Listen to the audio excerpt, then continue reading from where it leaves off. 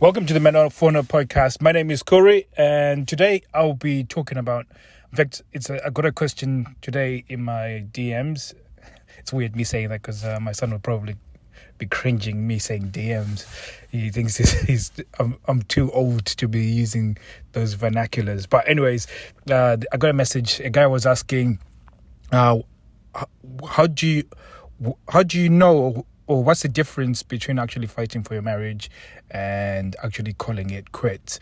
That's sort of summing it up. So basically what he's asking is there's a lot of information on how to fight for your marriage and make it work, even though it's got to a certain point.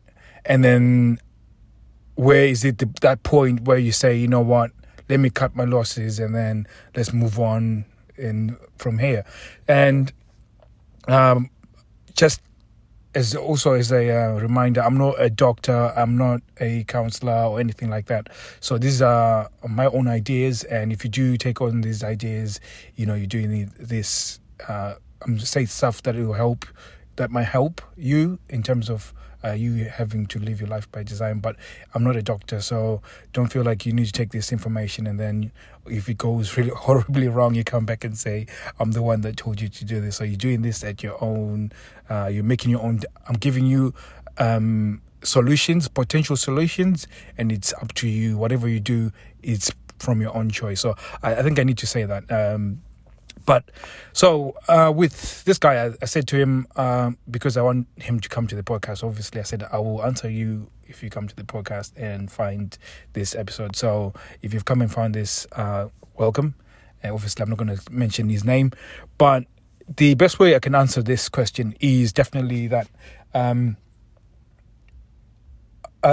will answer it in a way that I will tell you a story, and from there, hopefully, it should give you an idea of what would happen. So I remember once I was in boarding school, and previously, before going to secondary school or high school, you would call it in America, I was a very good swimmer. So I was one of the best swimmers within the junior school. And I think I was second best to one of my good friends, Najim. And I was one of the best. So it was just common knowledge that I was a very strong swimmer.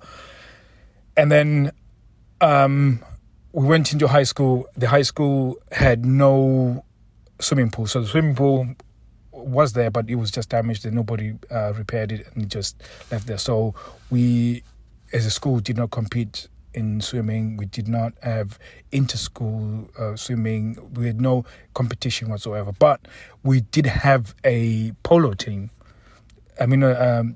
Water polo team, which is quite weird. But anyways, we got into this situation where during the water polo season, I would be playing cricket. And for whatever reason, there was no practice, and there was no match. So I was, just hanging out with friends and stuff. And one of my friends who was playing a lot of water polo said to me, we were short of players, can you come and play? And I said to him, I do not know how to play water polo. It's something that I'm not comfortable with. I'm the guy who plays cricket, and I'm more comfortable with cricket. And at the time, I played really well. I got better at my overall game. So I was one of the key players within my team. So I was very comfortable with that. And how does this relate to marriage? So now you imagine the day when I went into this water polo match. So at this time, I've got no idea of the rules. I've got no idea where to stand. I've got no idea of the skill, but I'm just a number. And I remember getting into this match, the ball starts moving. I'm in the wrong place. I'm doing the wrong thing. And my teammates just kept on getting frustrated and disappointed. And it got to the point where I was in so much fear of messing it up that I just kept on messing up even more. And it was so horrible because they became even more frustrated. But I was being brought into a place where it wasn't my zone. It's something that I was not comfortable with. And if you'd put me in a cricket match, so if I was making up numbers in a cricket match, I would know exactly what I needed to do. I would have been able to contribute. And even if I made a mistake, I would know how to mitigate and make things right.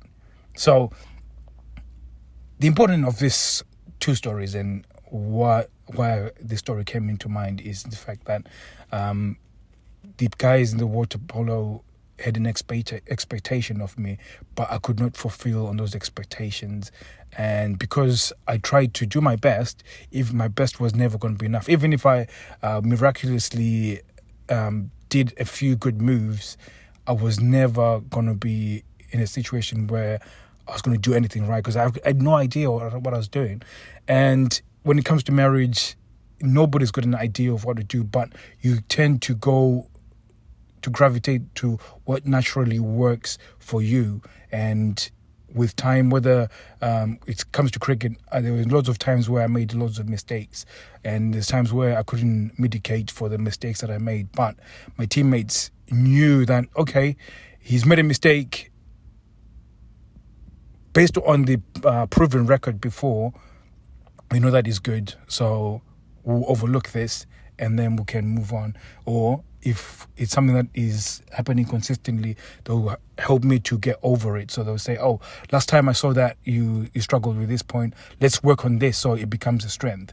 So the dynamic between being in the cricket team and the water polo team was either the water polo team was quite destructive in terms of confidence and what I felt like in the team, and when I was in the cricket team, whether I made a mistake or not, or whether it was whether we shared highs or lows, we had a bond that would carry us over for every match, every practice, there was always that consistent growth between us as individuals and as a team.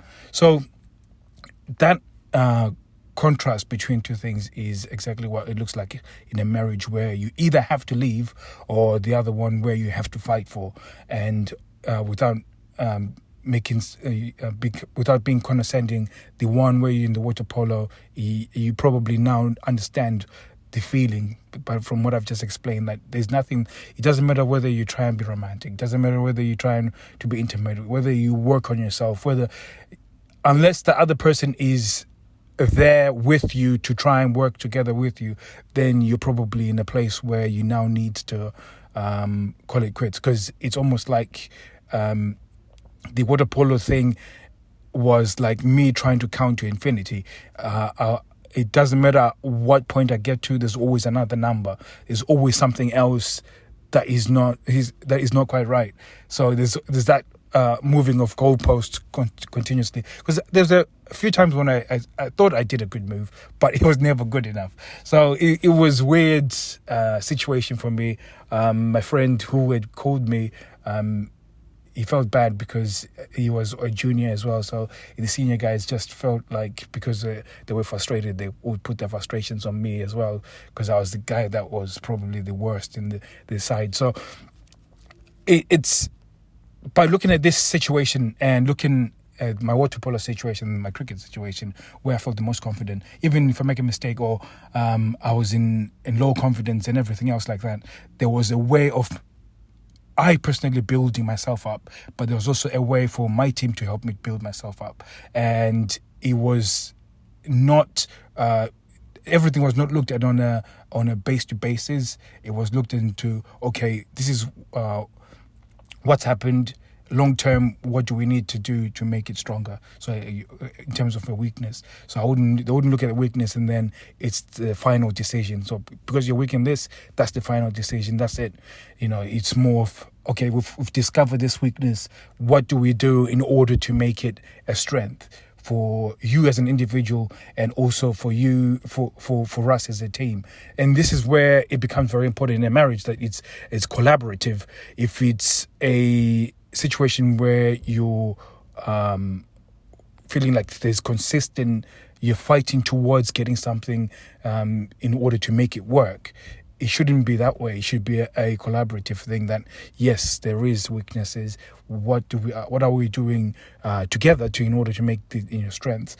And if it's a case where you've got a lot of weaknesses, then there is that situation where that person, because they love you, they've got that long suffering and they'll be willing to continue working with you. Because I remember the time when I started bowling, which is when you throw the ball to your opponent. I remember the first time I was told I was going to do that, and I must have.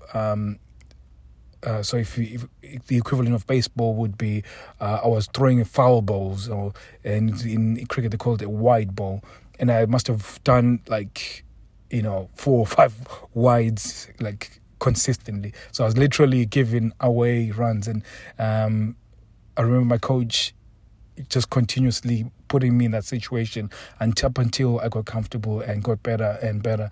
And there was that building up of confidence and building up of my weakness. So without me saying break up or going divorce, I hope these two contrasting situations give you an idea of what you need to do. So thank you very much for listening. It's a really short one. I need to go into work actually. So I thought I'll make this one before I do. And thank you very much for listening. If you want to learn more, go and join the Men of Honor Facebook group. That's where we meet up with other men, and you can get support on issues like this. And if you're a lady and you know a man that might need this, please send them to the Men of Honor Facebook group. And thank you very much for listening, and I'll be seeing you soon.